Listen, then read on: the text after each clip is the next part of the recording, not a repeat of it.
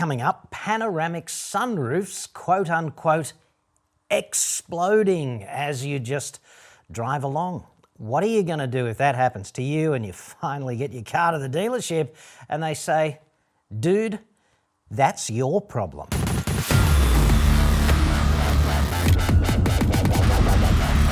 I'm John Cadogan from AutoExpert.com.au and I get new cars cheap for buyers here in Australia. Website for that, obviously. Or you can just click the card that I hold all the way, up there now. Dude, and after that I have to say I was shattered. Clearly not as young as I used to be. Now, this just in, hot off the press, whatever, or at least with a certain urgent tone in the email from Leslie Teo in Queensland. Teo? Teo? Tomato? I don't know. Anyway, Leslie, this one's for you. I recently purchased a 2021 Mercedes-Benz CLA 250. Sorry to hear that, Leslie. Nobody deserves that. All is well with the car until recently when I was driving on the highway and out of a sudden, my sunroof exploded. So I'm going to stop you right there, Leslie, because it didn't actually explode. It just broke. And I get that there was a bang, but there's a substantial difference, and we might as well all get on the same page of using the correct technical terminology, because if it ever comes to court and you need to sort of plead your case, then getting the words right is going to be kind of important. Explosions are exemplified by supersonic shock waves. Okay, so if a sunroof did explode and you were in the line of fire, you would have bits of glass, like those little tiny bits of shattered glass from tempered glass, you would have them embedded into you. That's bad. What sunroofs actually do is break, and because they're made out of tempered glass, which is, as the name implies, heat treated, it's got these high residual, I think they're tensile stresses on the outside and inside faces of the glass. And that's kind of important. They might be compressive, I forget, it doesn't matter anyway.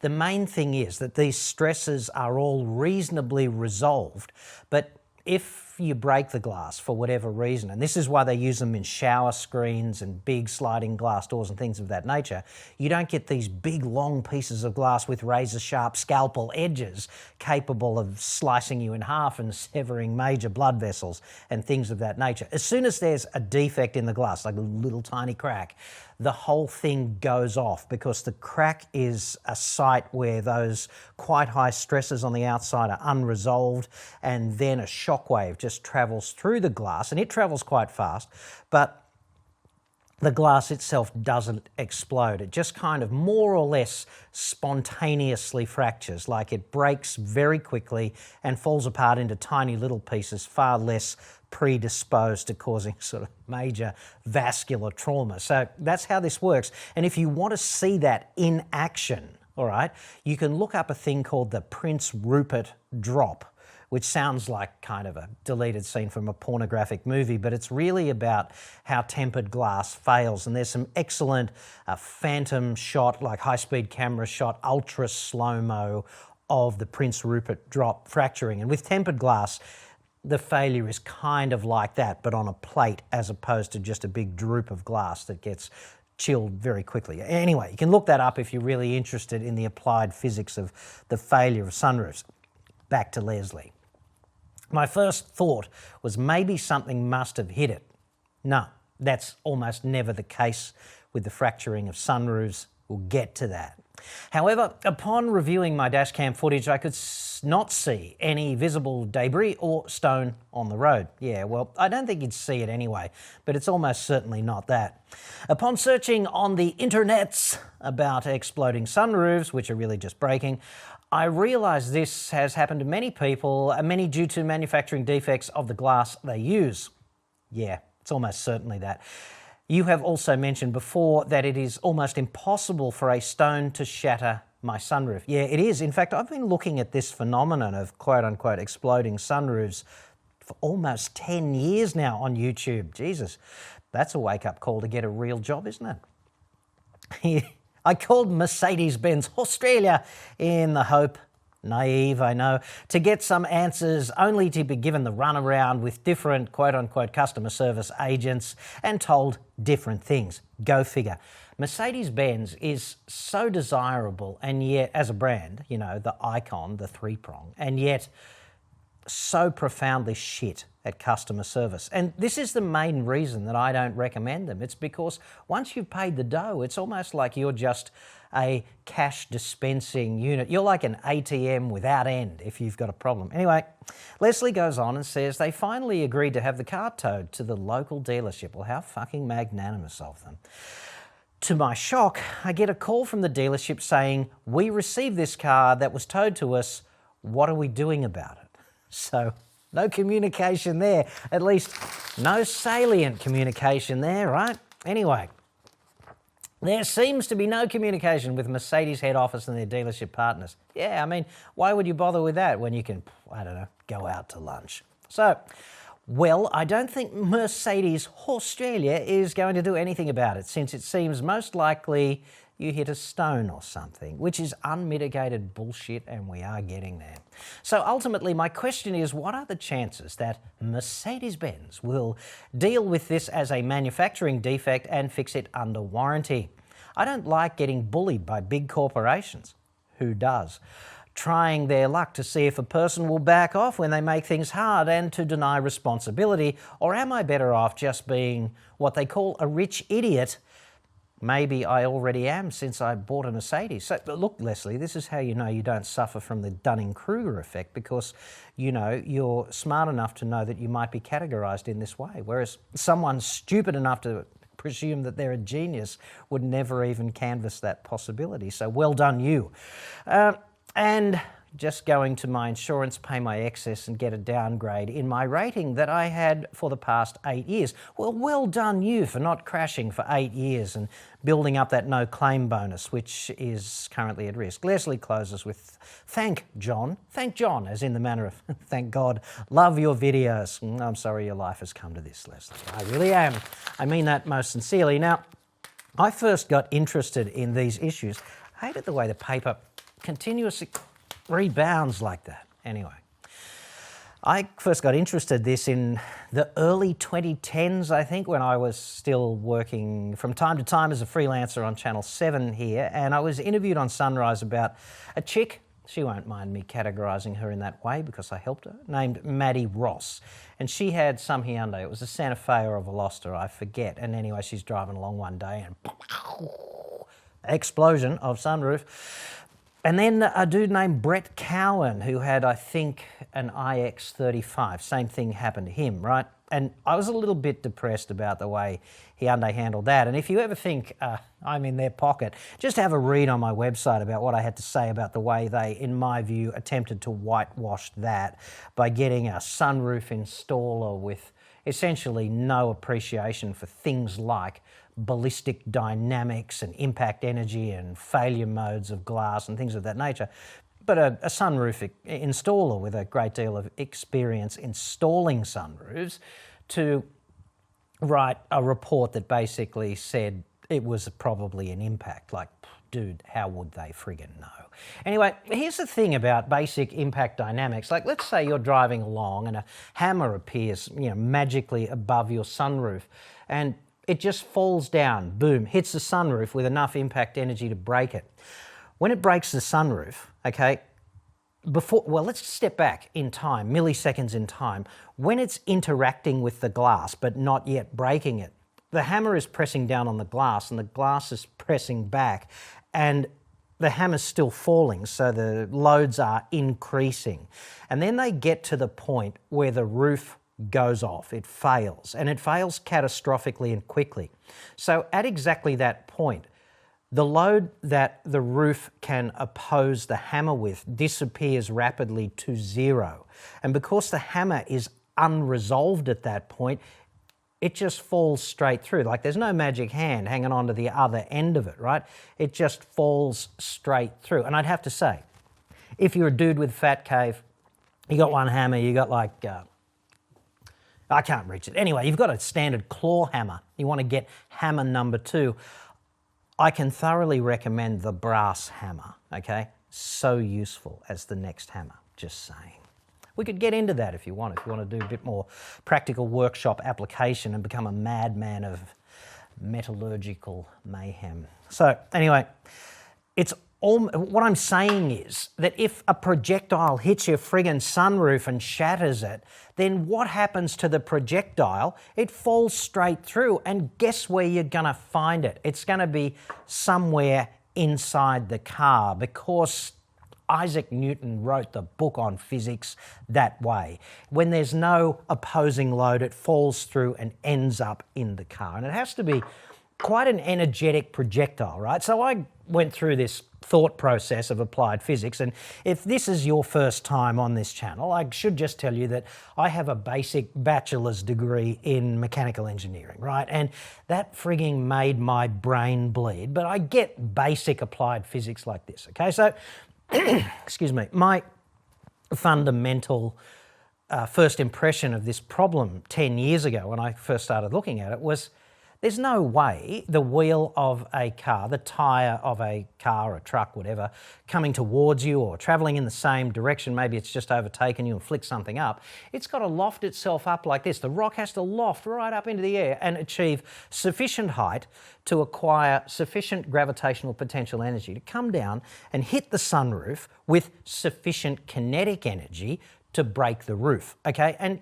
my gut reaction to that, based on my training, was that's friggin' impossible. But like, who am I? There's thousands of people better at engineering than me. So what I basically did then was I went and searched actively for a proper brainiac who could corroborate my gut feeling. And I found a dude named Professor Tarek Jody. Okay, and I'm reading from my notes here because I want to get it right and I don't want to misrepresent him. He's a professor of mechanical engineering at UC Berkeley, at the University of California, Berkeley, which is a prestigious technical academic institution. In fact, that's underselling it a bit. They're friggin' up there. You don't get to be a professor of mechanical engineering at this institution by filling in the form on the cornflakes packet. You actually have to pay attention, and not only that, you have to be actually good at it, like really good, like SEAL Team 6 good at applied physics, right? And a similar thing happened to a woman who owned a BMW in the US at about the same time, and it went all over the internets. And if you want to look him up, it's Tarek, T-A-R-E-K, Jody, which is Z-O-H-D-I, and he's at the UC Berkeley, okay? And he investigated that off the back of a media inquiry, and he did the calculations and basically came to this conclusion, which I'm quoting. He said, "There is not a chance in the world that an unintentional rock that is lofted by a vehicle would ever break a sunroof panel. In my opinion, the car manufacturer has the problem. Basically, it's a manufacturer's defect." Okay? Now, when a proper brainiac says words like "not a chance in the world that something would ever happen," unquote, that's quite unusual, because they usually hedge their bets a little, don't they? You know, they always say, well, it's unlikely or highly unlikely. But when they say not a chance in the world, dude, that means not a chance in the world, like not happening, okay? So in practice, the failure mechanisms for these roofs, when they do go off, it involves, in my estimation, some kind of misalignment in manufacturing so that the clearance between the glass and the parts that it operates around are minimised, or perhaps less than ideal, but they still fit, whatever. And then there's probably some other confluence of influences, if there's not a pandemic of exploding sunroofs in a particular model, right? So if these are just isolated or infrequent events, right, what happens, I'm estimating, is that the clearances are tight, and then it's a really hot or really cold day, so that changes the clearances again, because the steel that the sunroof is mounted in obviously expands or contracts respectively, right? And then you might go over a bump. You might go over the least ideal bump on Earth. and that just tweaks the chassis in torsion or shear or something.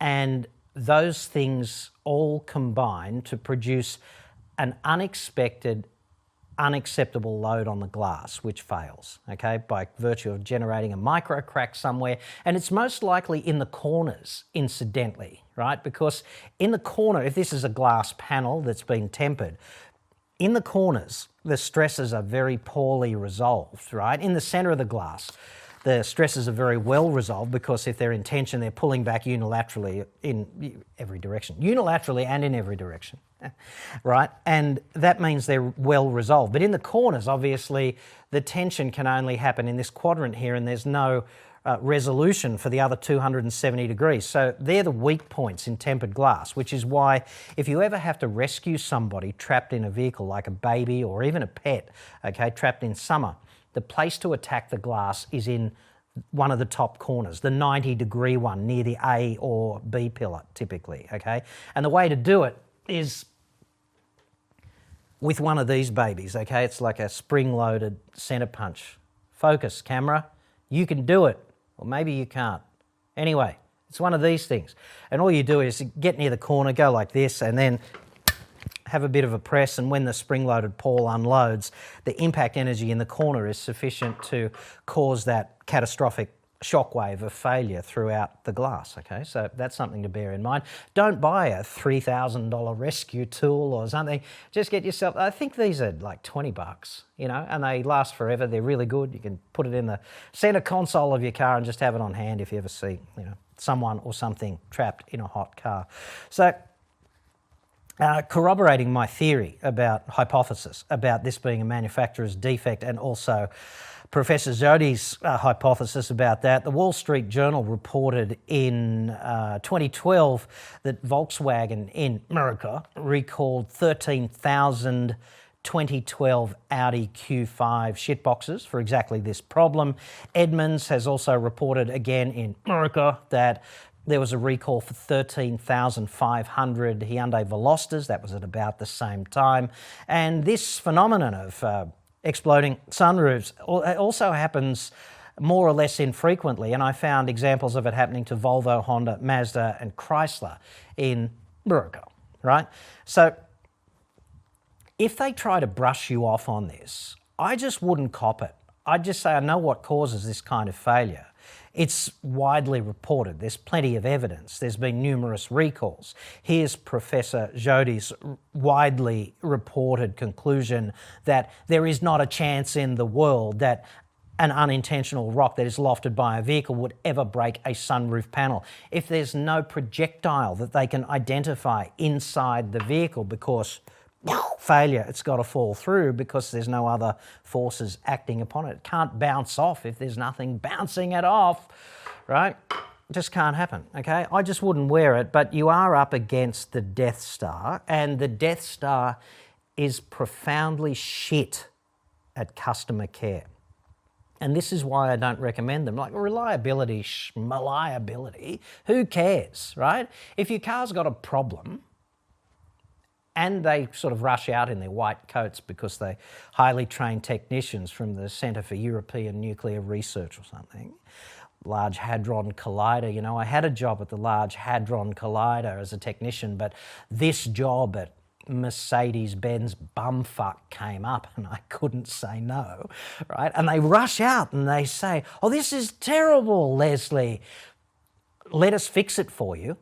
Then you could absolutely forgive all quality kind of defects, couldn't you? Like if they got on it and they made you feel like you were a valued customer and they fixed the problem rapidly and without very much complaint, then I'd recommend Mercedes-Benz all fucking day long. I just would. But because they are the antichrist of prestige vehicle customer service, I just can't do that. And this business about a dealership service advisor telling you that it was probably a projectile and you'd best go and see your insurance company, that is such emphatically indefensible bullshit, because guaranteed that person does not have a PhD in mechanical engineering from UC Berkeley, doesn't even have a bachelor's degree from the University of Technology, Sydney. in the same field, all right? Applied physics says sunroofs can't just break from random, lofted up projectile impact.